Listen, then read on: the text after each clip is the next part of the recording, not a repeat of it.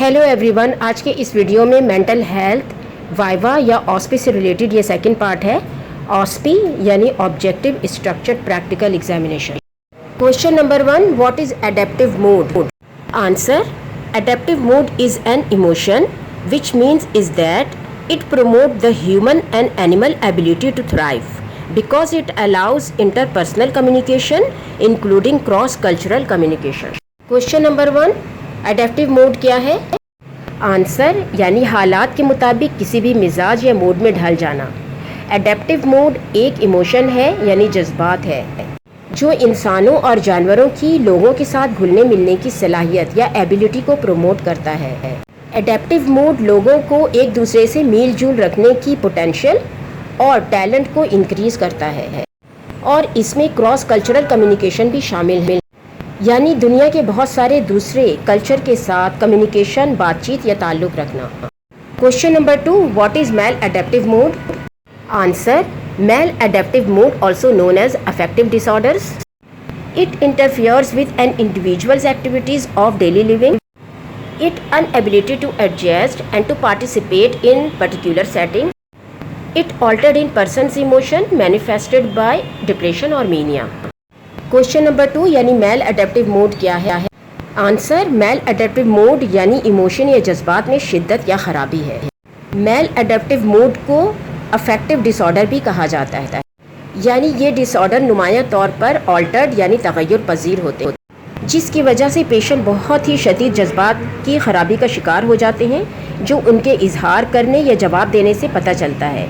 ये किसी भी इंसान के रोज़मर्रा के कामों में इंटरफियर यानी मदाखलत या डिस्टर्बेंस पैदा करते हैं।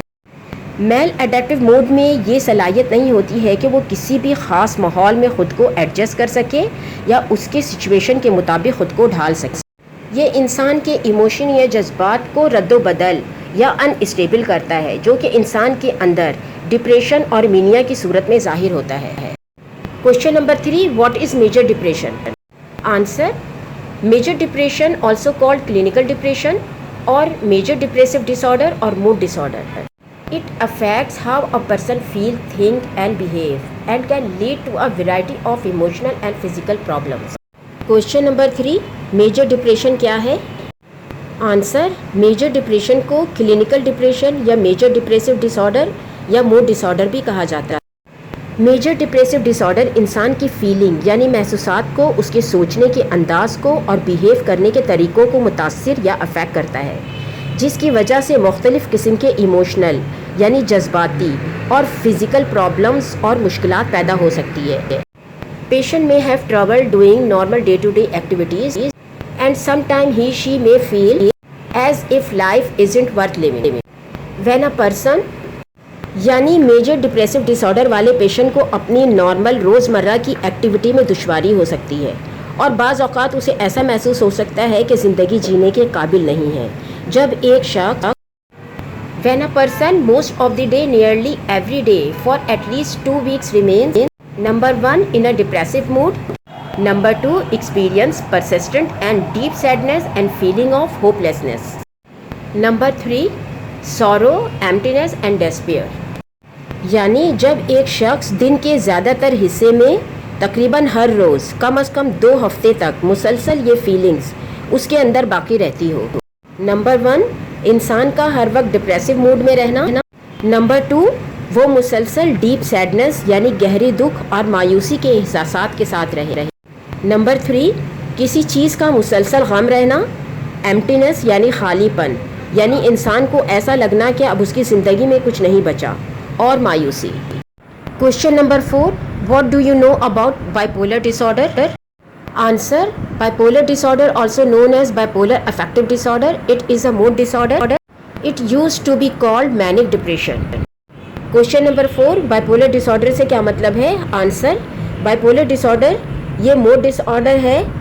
इसे बाइपोलर अफेक्टिव डिसऑर्डर के नाम से भी जाना जाता है और इसे मैनिक डिप्रेशन भी कहा जाता है।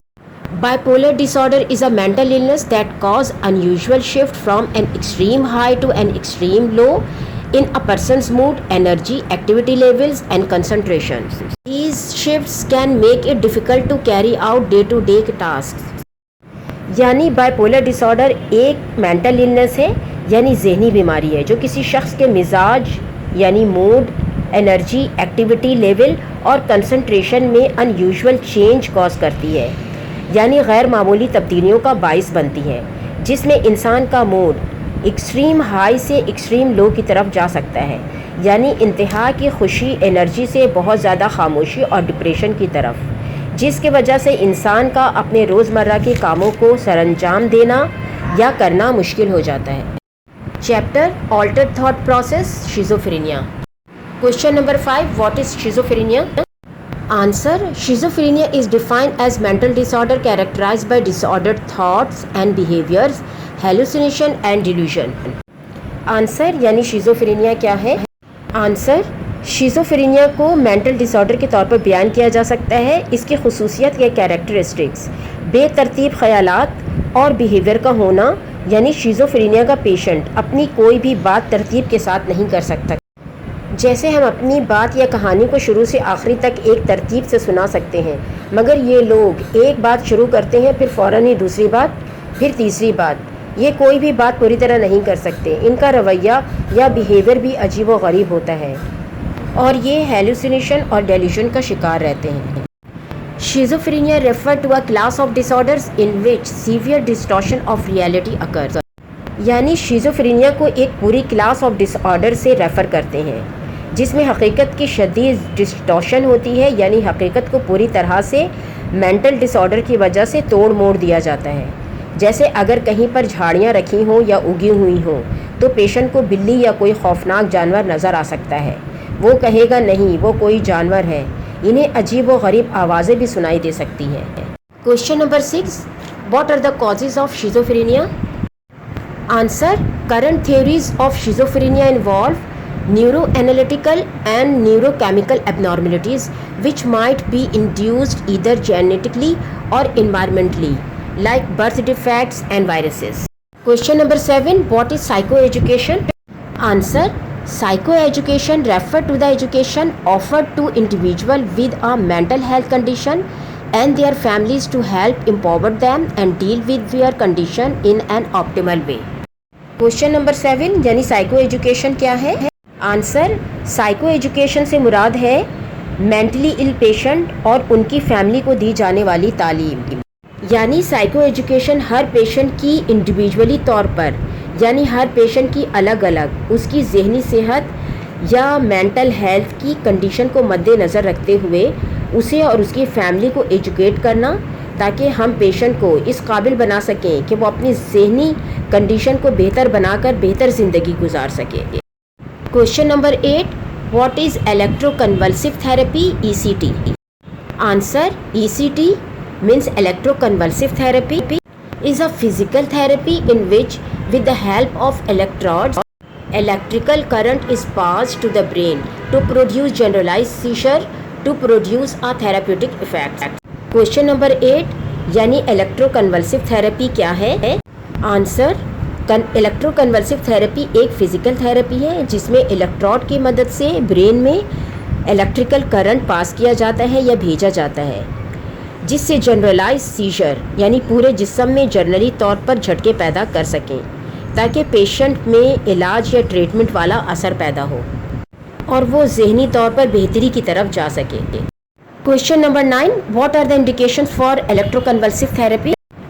यानी हम इलेक्ट्रोकन्वल्सिव थेरेपी किन पेशेंट पर यूज़ करते हैं?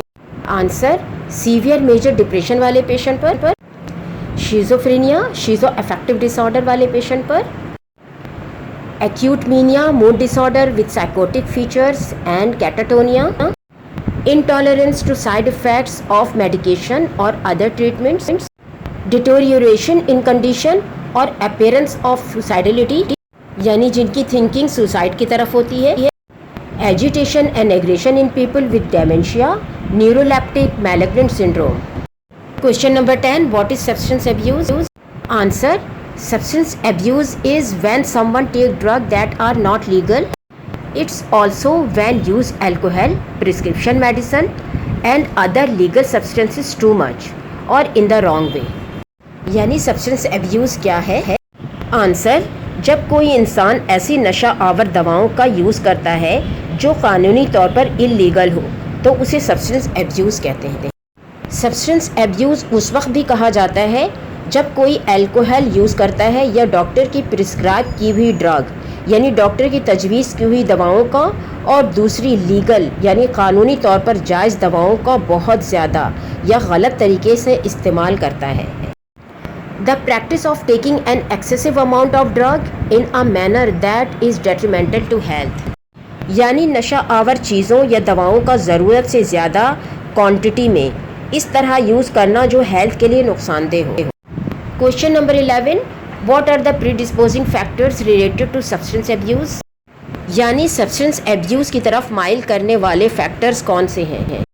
Answer, psychological factors, environmental factors, family history, family life, peers and school life, some cultures.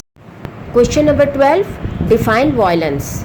Answer, the international use of physical force और power threatened or actual against oneself, another person or against a group or community that either resulting in or has a high likelihood of resulting in injury, death, psychological harm, maldevelopment or deprivations। Question number 12 यानी तशद्दुद को बयान करें।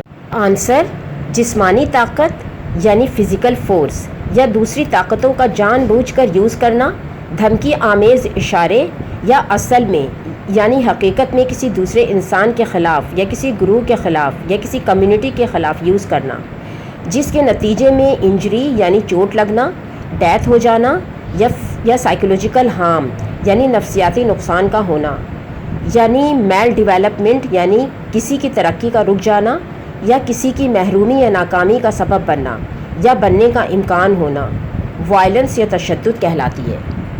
Question number 13, list down the top 10 causes of violence.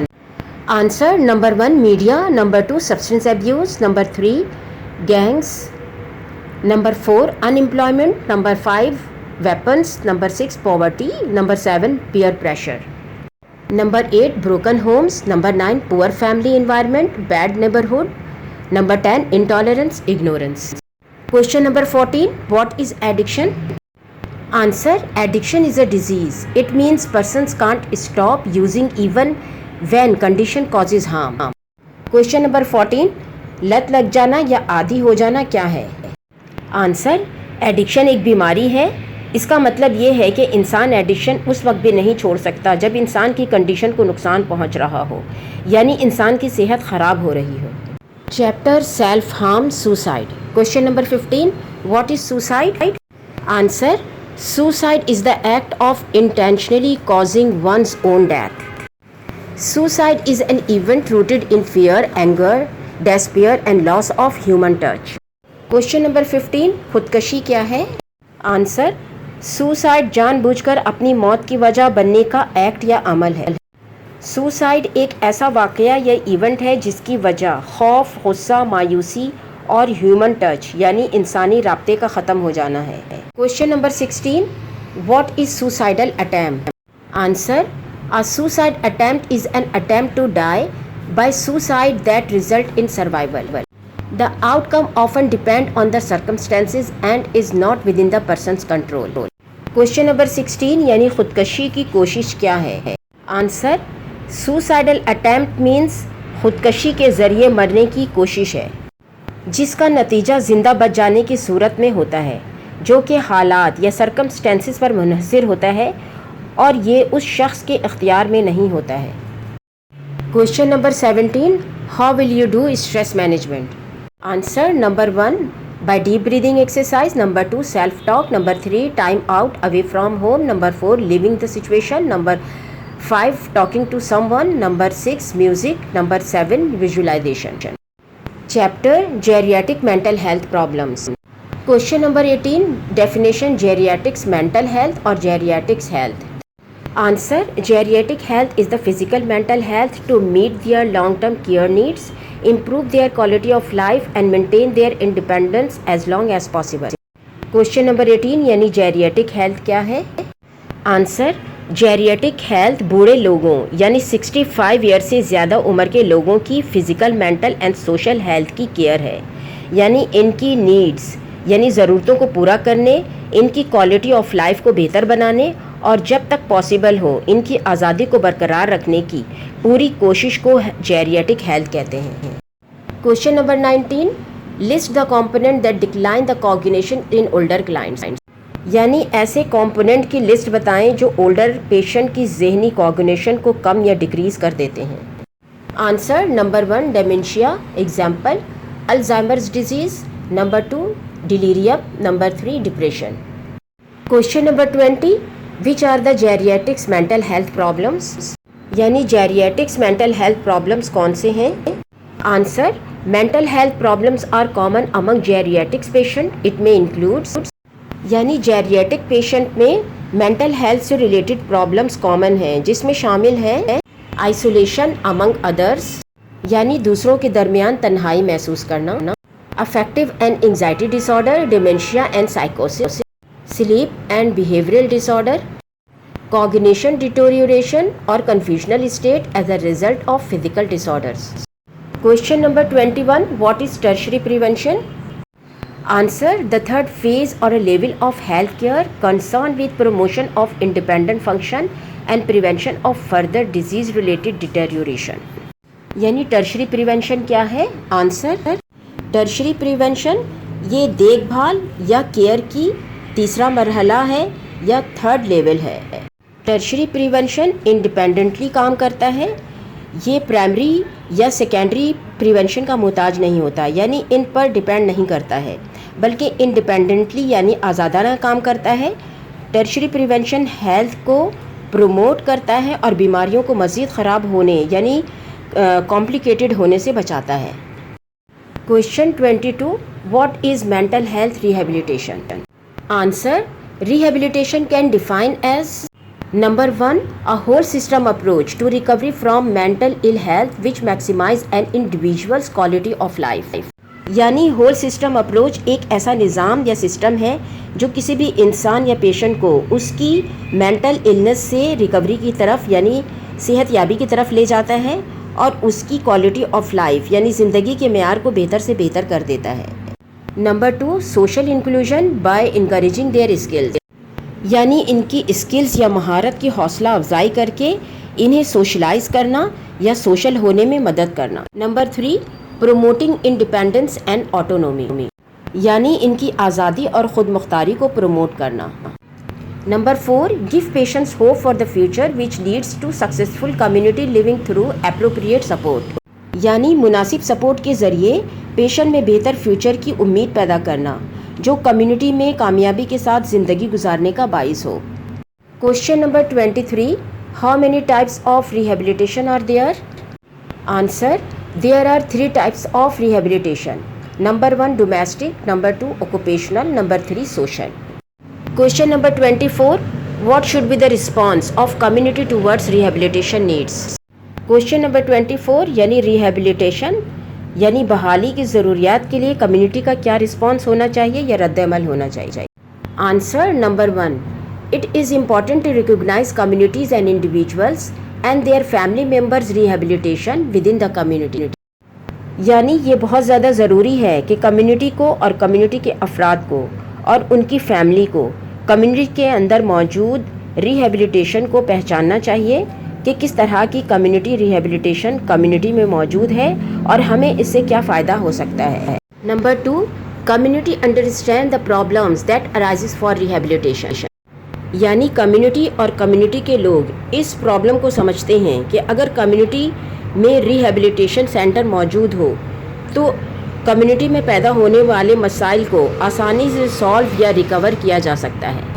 Number 3 community has access to resources and can provide long term support, यानी community अपने लोगों को long term support या मदद प्रोवाइड कर सकती है क्योंकि कम्युनिटी को रिहेबिलिटेशन सेंटर जैसी रिसोर्सेज या वसाइल हासिल होती है।